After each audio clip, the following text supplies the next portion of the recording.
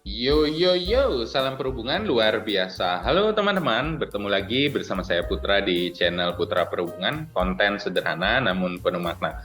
Bagaimana kabarnya teman-teman? 2 minggu kakak belum sempat bertemu dengan kalian ya. Mohon maaf sekali, kakak belum bisa membuatkan konten karena terkait dengan kesibukan kakak di kantor yang tidak bisa kakak tinggalkan. Namun kalian tidak usah khawatir karena di video kali ini kakak akan memberikan tips bagaimana caranya dalam menjawab tes karakteristik pribadi yang nanti akan kalian jumpai saat kalian menghadapi ujian seleksi kompetensi dasar di sekolah kedinasan. Namun sebelum video ini dimulai, jangan lupa untuk menekan tombol like dan subscribe-nya agar channel ini bisa berkembang dan memberikan manfaat bagi teman-teman yang membutuhkan.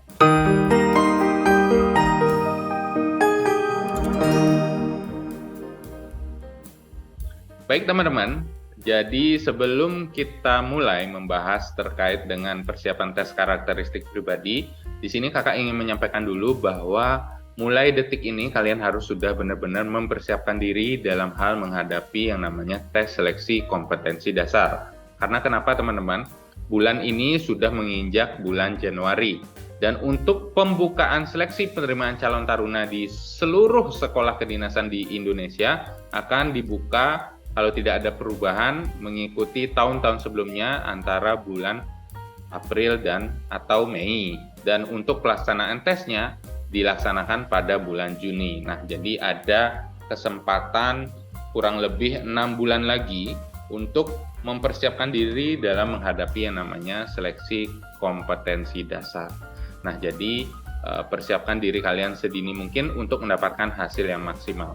Oke teman-teman, jadi kita langsung saja menuju ke pokok pembahasan di video kali ini, yaitu persiapan tes karakteristik pribadi.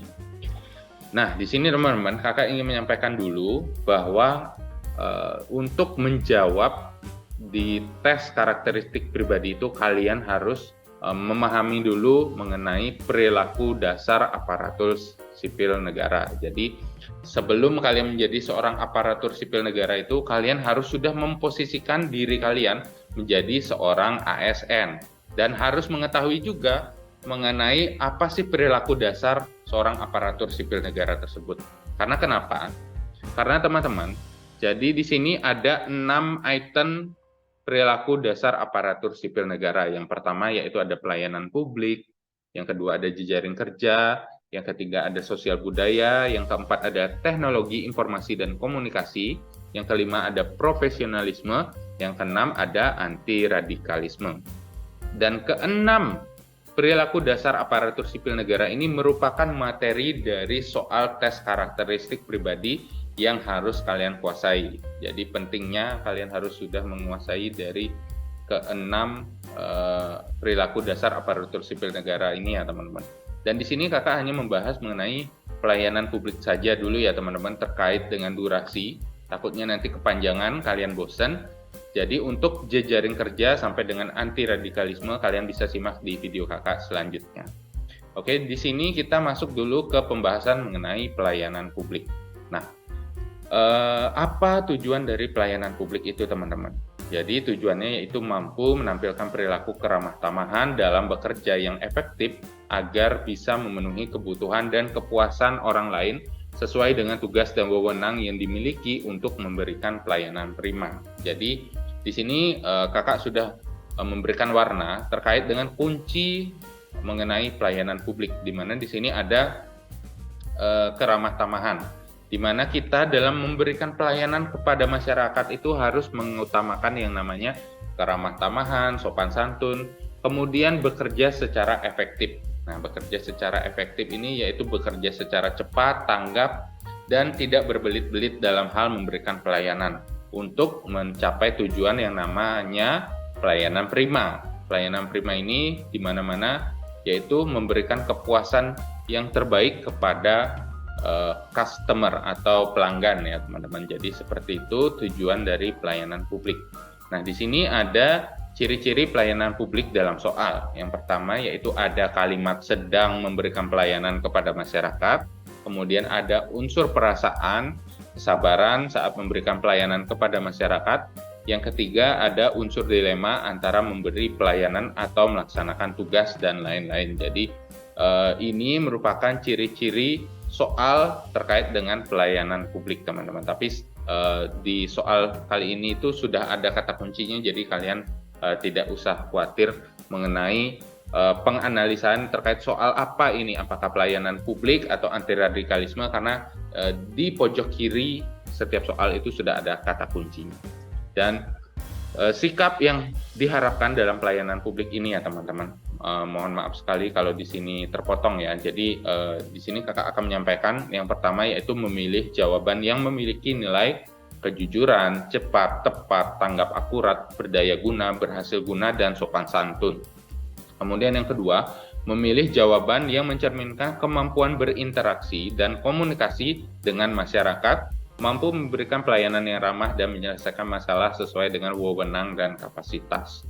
Kemudian yang ketiga, yaitu melayani dengan selalu berpikir dan bertindak menguntungkan masyarakat.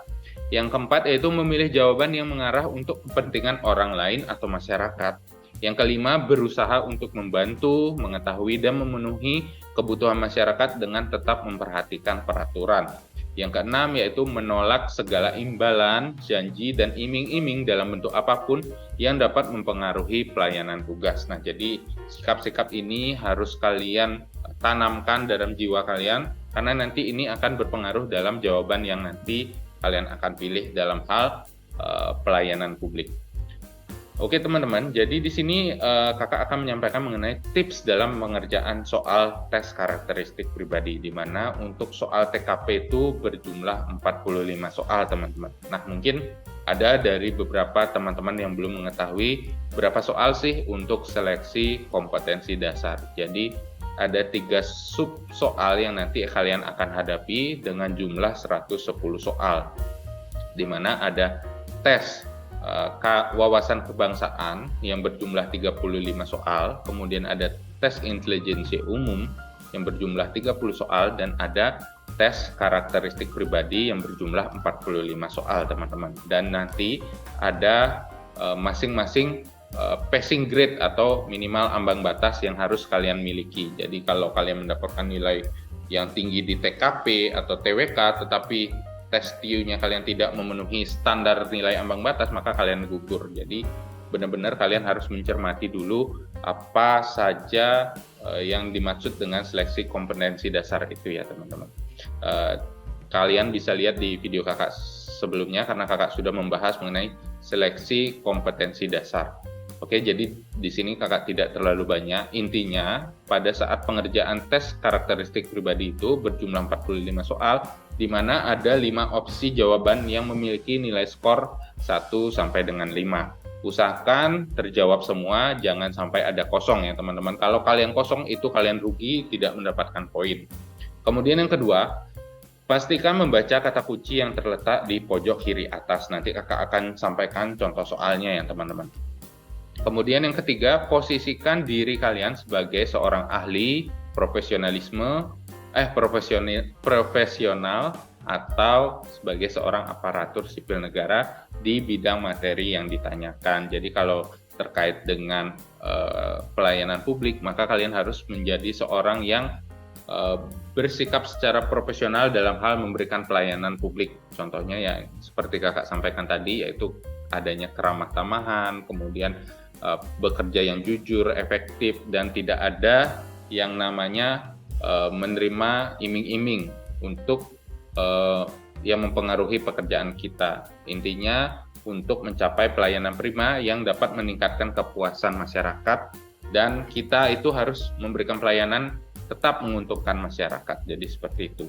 Kemudian yang keempat yaitu persempit jawaban menjadi 2 pilihan terbaik yang relevan sesuai dengan kata kunci yang berada di pojok kiri atas soal. Lalu dipilih yang terbaik sesuai dengan keyakinan yang relevan dengan soal. Nah, jadi teman-teman, ada 5 opsi jawaban yang nanti disediakan. Kalau bisa, kalian persempit menjadi 2 jawaban terbaik ya teman-teman. Setelah kalian mempersempit 2 jawaban yang terbaik itu, maka kalian harus segera memilih 1 jawaban yang terbaik yang sesuai dengan keyakinan kalian dan relevan dengan kata kunci dari soal tersebut. Nah, di sini kemudian di tips yang kelima, setidaknya dari 2 jawaban tersebut bernilai 4 atau 5 poin, teman-teman. Karena kenapa? Karena kalau mendapatkan poin 4, kita kalikan 45 soal, maka kalian akan mendapatkan 180 poin. Itu sudah cukup untuk meloloskan kalian di passing grade dalam sub tes karakteristik pribadi, di mana minimal passing grade-nya kan 156, teman-teman. Jadi kalian sudah melampauinya. Seburuk-buruknya dari 45 soal, kita anggap saja 9 soal mendapatkan nilai 3 ya, tetap kalian akan masuk passing grade, teman-teman. Karena kenapa? Dari 45 soal tersebut, 36 kalian mendapatkan poin 4 contohnya, kemudian 9-nya itu kalian mendapatkan poin 3, maka total poin yang akan kalian dapatkan adalah 171, dan itu sudah cukup dalam mencapai nilai ambang batas di tes TKP. Kemudian tips yang keenam, ini tidak kalah penting ya, dan bahkan kakak bisa sampaikan ini adalah kunci dalam menghadapi tes seleksi kompetensi dasar, di mana kalian harus menguasai teknik membaca cepat dengan lebih fokus mencermati jawabannya. Jadi kalau soalnya mungkin kalian bisa skip ya, tetapi jawabannya kalian harus benar-benar cermati, karena membutuhkan pemikiran yang lebih, karena soalnya kan HOTS ya teman-teman. HOTS itu membutuhkan pemikiran yang lebih, bukan sekedar soal yang gampang. Kakak lupa itu apa kepanjangannya, tetapi intinya perlu penganalisaan yang lebih terkait dengan menjawab tes karakteristik pribadi. Jadi benar-benar kalian harus mencermati jawabannya, dan usahakan maksimal pengerjaannya adalah 35 menit ya teman-teman, jangan lebih, karena masih banyak soal yaitu tes wawasan kebangsaan dan TIU yang harus kalian jawab. Kalau kakak bisa sampaikan sih, standarnya kalian harus bisa menjawab 20 menit ya teman-teman. Jadi 15 menitnya itu kalian masih memiliki spare waktu yang nanti kalian bisa menggunakan untuk mengkoreksi jawaban di TIU atau TWK. Oke, kita langsung saja menuju ke contoh soalnya supaya kalian lebih bisa memahaminya ya teman-teman. Kakak minum dulu ya, karena panjang sekali ini.